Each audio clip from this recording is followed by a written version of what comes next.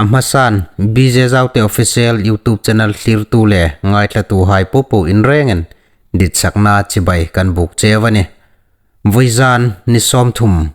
sang ne som ni panga ninga ni ane le Manipur le Burma tinga chanchin ai ri thei hai angang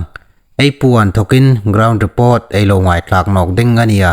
chun tholom penom tu le tholom thonom tu hai ta dingin kot ai la hong jingani ti kha me pui ai hon thritir ne ro se le ai puan thokin ground report a ri thei hai angang ngai tlak na lo hei nei nga rei te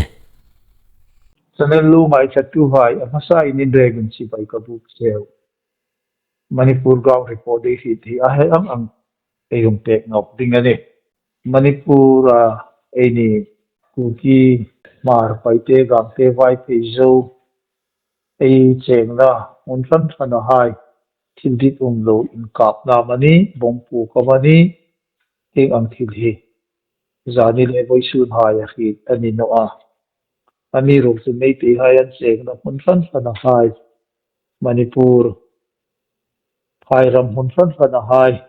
buoi na e mani atung sing ani ti hi khit hi ding na umani Meitei ram noi mi Imphal ko puisun le ase vela puisa dol atam tak lut dehin Meitei no pui hai chun strike na satakin an tho a kum hi sung hi buoi na le in zam hin Meitei arambai tengol hai ni ta sin Meitei ram pui mi por fan fan hai ni hai sin in mat zata puisa hi dolan ni lein Meitei hai an vei dom ta he ni ti hi ding in uma chung lai jing chun ni kum MP election la ya in candidate ve li tum sana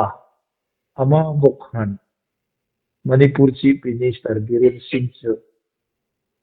Minister Tlak Sai lo ami pui hai ta ding khoma rural team lo in do na chok su ka asugre dang team si lo Chief Minister this year Chief Minister di dan hom team lo so they chun ni som sungin Chief Minister le MLA hai pu in ban na thelu dingen thuong hila Biren Singh Sathu ti in trong si an thuna kha hai ka pu dingen a bokani chun thil dawa tuta relief ke ma Meitei pakhat som lu ni ve anta ama chanchin ei hi thei da na chun relief ke ba hin ka som hi ne ka sot an su gen boi da le har sat na tam takan tu ka ni ti na fa le do hai ni sin la na ri na ni sin la thildam dang hai ko Manipur sarkar hi dan nai sat no ji hi an mi pui hai ta dinga an tong bao ngota an that na atak rom tum si lawan le hin asim lu ma hok thokat ta ni nga ti in ok tu matuma ama ami rop su an ok tu ma in an basan su man ti hai tha fit dingin a bokadi voisun Thoubal district le Manipur Meitei han chen na kun ram kanga Meitei ram noi mi iwenele le KCP mi paruk vel an man boka chun boundary pila somrit panga somrit paruk kamzung mian marbon tar lai kom Meitei ram noi mi e manisa silai ral thum thang lovin man an ni thu hi tingin a bokani chun tarik ni som ni paruk January a teizang barbaram sun teizanga KNA B le Meitei ram toi mi hai tangkhu IM hai le junta hai khang hai le an kara bui na chung sang khan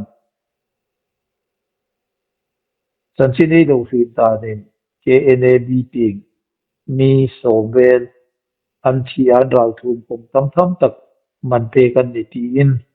sarang hai an social media hai un tam tak mu dingin a uma ani ngai kha ngai kha atakani ngai ani ti khom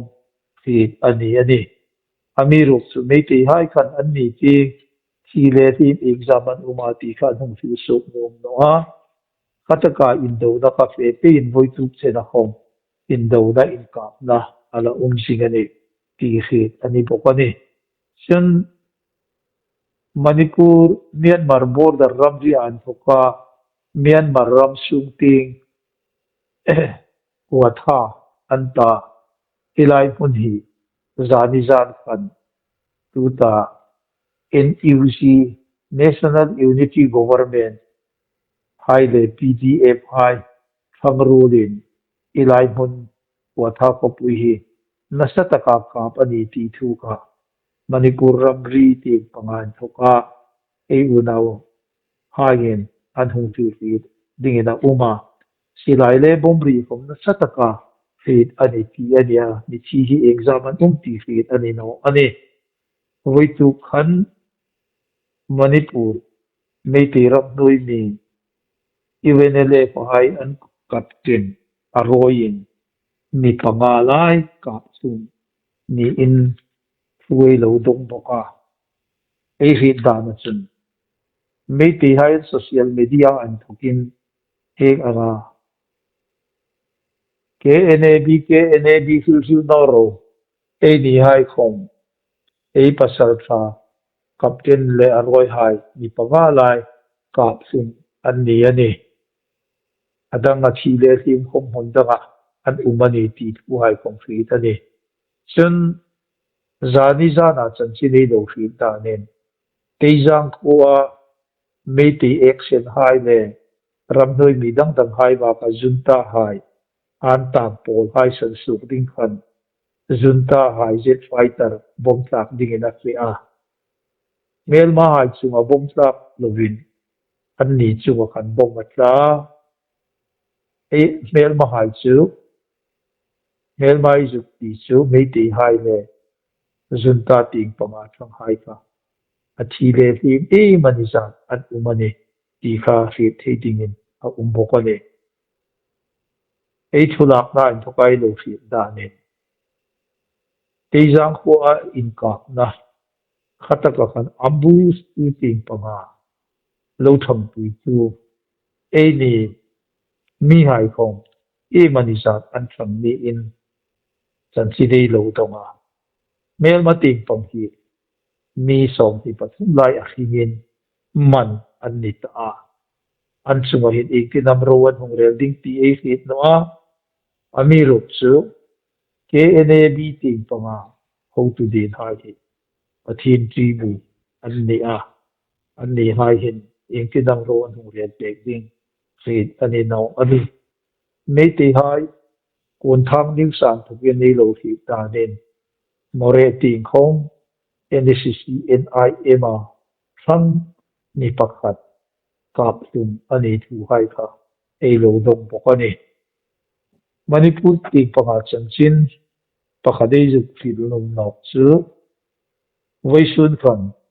Government of India Manipur Government United Naga Council Tripartite Bloc Senapati District Headquarter Hello Uma Hitaka United Naga Council hanan demand takchu tu kumma kumrukma ting daya Manipura District Pasari Sima lo hai kha rolde ni rose tika an demand pakhat ania Vaisudan in big na chun tutluk na mumal sim thei lawen anin fe a aung chung dik April sang hi som hi panga hin in big som na nok dingani tika sanchin e he fi thei anung tak ani bokani suba ka chun Vaisun khan Manipur tlang ram le phai ram a hai Central Force le Security Force hai chun SARS operation muntin le ram tina anneya muntin le ram tina SARS operation annei na hai hin silai mu bom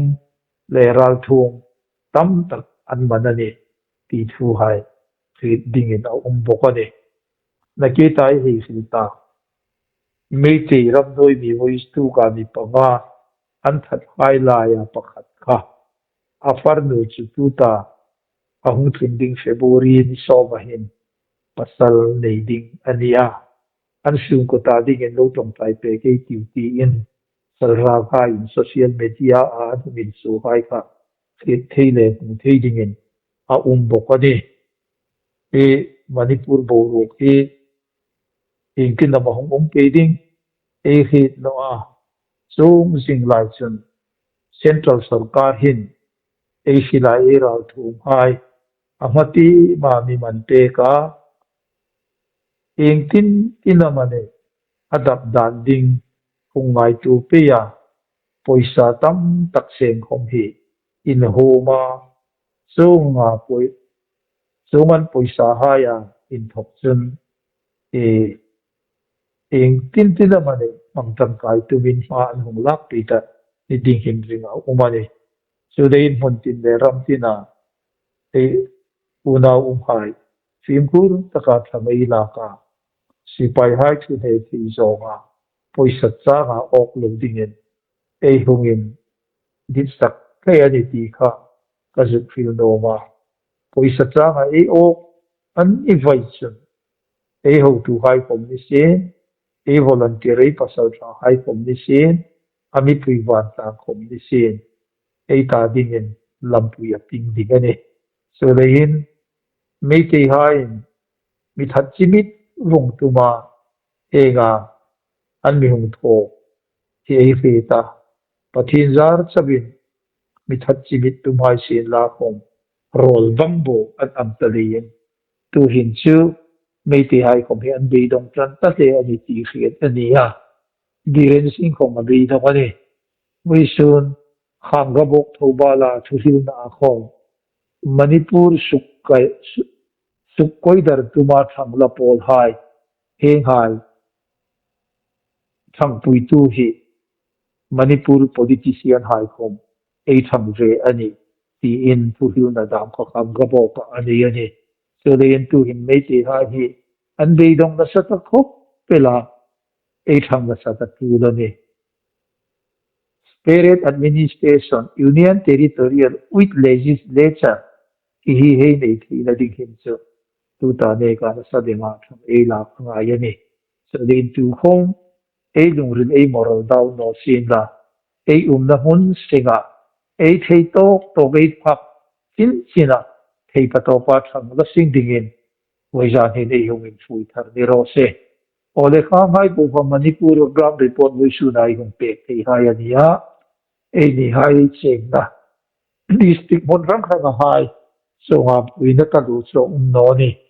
motor accident leyen naw pang pakat bo tum ani anu pri pakat ke tan nga yin a ka se ba ka chen mi amrak lo mi hui pha ye ti di no pui pakat e mar me kum som thum pasari ni jiri ban te me te ha nan mana ama no chu an su hai ko dan ba pe ka in suk theina takin a khovel pu pu fi ding nan thum suk la ra ni ti hai kha e juk fi thei bokani ole kha hai pu ba wi ja na dinga Manipur ka mi po de pe thi ta hayan ni a ei u naw Myanmar ti nga hai ta ding khomin ei pasal tha hai ta ding in thong trai na lo san ding in ei hung fil bok ni ro se ta lo me